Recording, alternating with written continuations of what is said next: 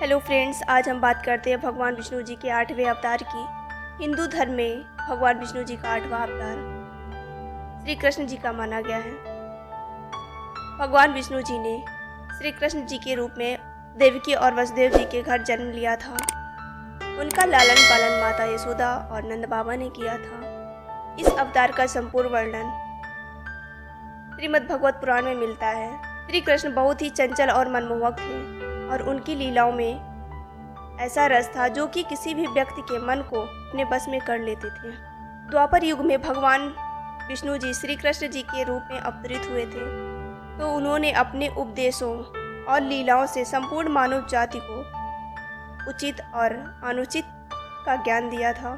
इसी कड़ी में उन्होंने कुरुक्षेत्र के मैदान में महाभारत के युद्ध के दौरान गीता का उपदेश भी दिया था, जिसमें उन्होंने समस्त मानव जाति को धर्म और कर्म का ज्ञान भी दिया था।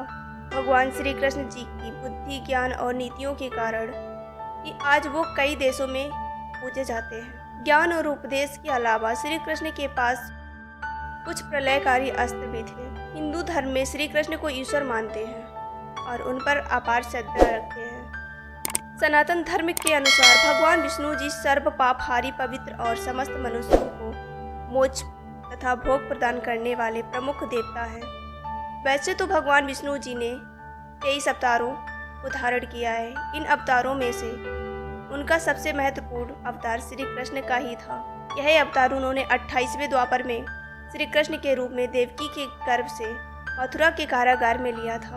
वास्तविकता तो यह थी, इस समय चारों ओर पापकृत हो रहे थे। धर्म नाम की कोई भी चीज नहीं रह गई थी। धर्म को स्थापित करने के लिए श्री कृष्ण अवतरित हुए थे। श्री कृष्ण में इतने अमित गुण थे कि वे स्वयं उन्हें नहीं जानते थे, फिर अन्य की तो बात ही क्या थी। जब उन्हें पता चला समस्त देवताओं में से श्री कृष्ण ही ऐसे थे जो इस पृथ्वी पर 16 कलाओं से पूर्ण होकर अवतरित हुए थे, उन्होंने जो भी कार्य किया उसे अपना महत्वपूर्ण कर्म समझा।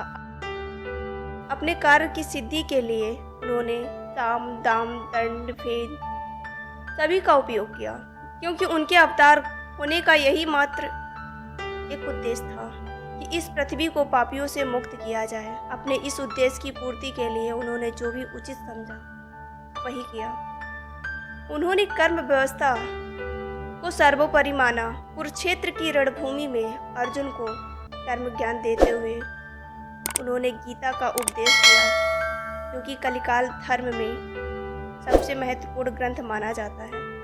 तो हमारे प्रिय दर्शकों, यदि आपको हमारी कहानी पसंद आई हो तो लाइक, शेयर, कमेंट करें और विष्णु भगवान जी के 9वें अवतार के लिए चैनल पर बने रहें। धन्यवाद।